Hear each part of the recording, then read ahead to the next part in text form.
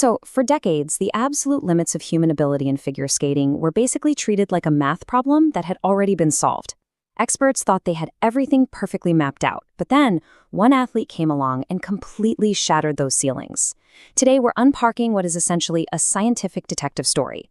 We're going to correct some major past misunderstandings about human limits by decoding the biomechanics behind Ilia Malinen's historic quadruple axel. Here is the roadmap for today's explainer. We'll start with the 4.5 rotation problem, then look at Malinin's historic milestone, followed by the 2023 World's Benchmark, defying traditional trade-offs, a statistical black swan, and finally, the future of mastery. Section 1. The 4.5 rotation problem. Why the axle defies gravity. Why exactly was the quadruple version of this jump considered the impossible final frontier of figure skating for so long? Well, to understand the breakthrough, we really need to understand the barrier. The quadruple axel, or 4A, is totally unique because it has a forward takeoff but a backward landing. Because of this, it is technically classified as requiring 4.5 rotations, and that extra half rotation is just an absolute nightmare for skaters. But here's a really critical scientific correction to keep in mind. While it's classified as 4.5 rotations, not all of those rotations actually happen in the air. Because of the inherent skid on the ice during the takeoff, the rotation actually begins before the skater is ever fully airborne. You see, for years, there was this deeply established biomechanical belief about how skaters get enough height for these massive multi-rotational jumps. The theory relied on a braking effect. Basically, skaters would use a wider, longer takeoff skid to act as a brake, converting their horizontal skating momentum into vertical lift.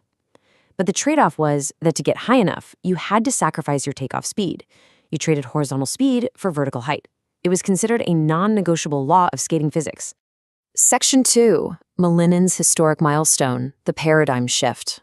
So this milestone completely threw those old physics rules out the window, but we actually need to separate two distinct historical moments here.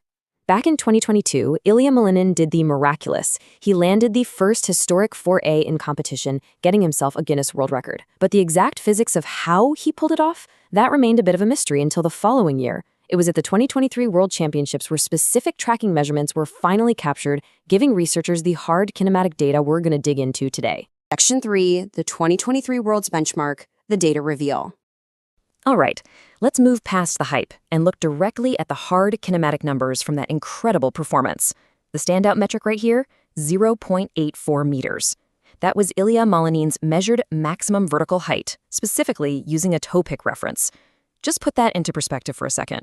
Launching yourself nearly a full meter into the air off a thin metal blade while sliding on ice, that is a monumental generation of vertical force. But that single number is just part of a complete kinematic profile.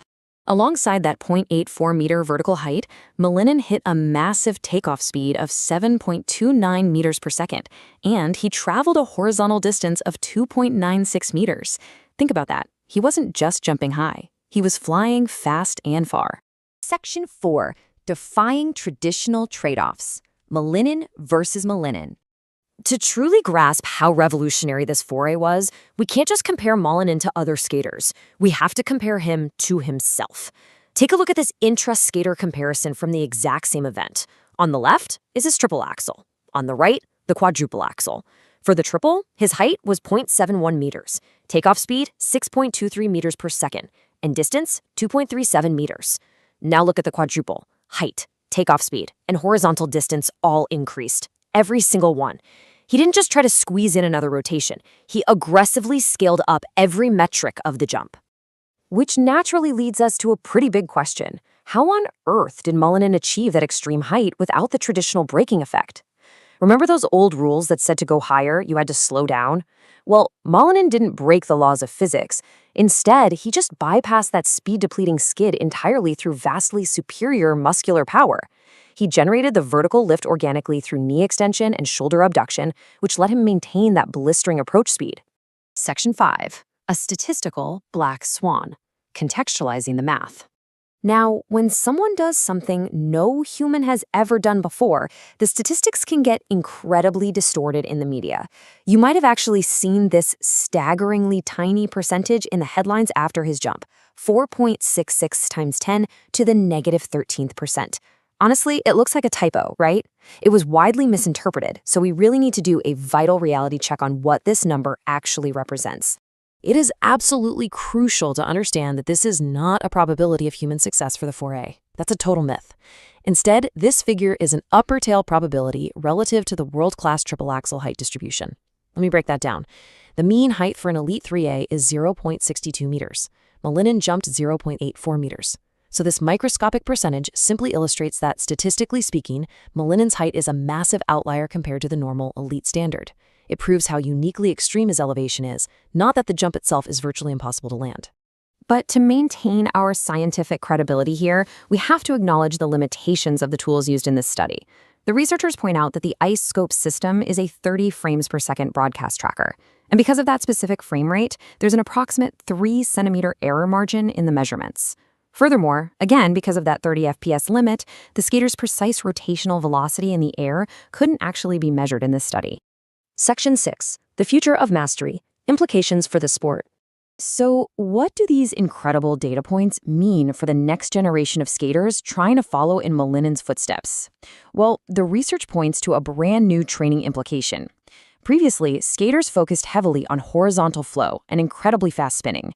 Now, the roadmap suggests that skaters might need to prioritize extreme vertical height first to master and secure these new, difficult rotations. Once an athlete can consistently survive that flight phase through sheer height, then they can reintegrate horizontal distance later to improve their program quality and maximize their grade of execution from the judges. To wrap up this explainer, I want to leave you with the definitive synthesis of this research.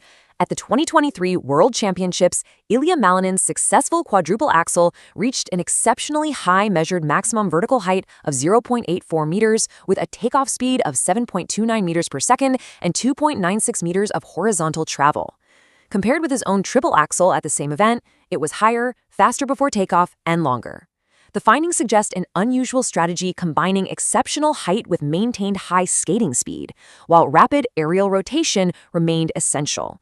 If one athlete can bypass what we thought were the absolute mathematical limits of human biomechanics, it really forces us to ask, what other impossible barriers are out there, just waiting for the right person to shatter them? Thank you so much for exploring this with me today, and I'll see you in the next explainer.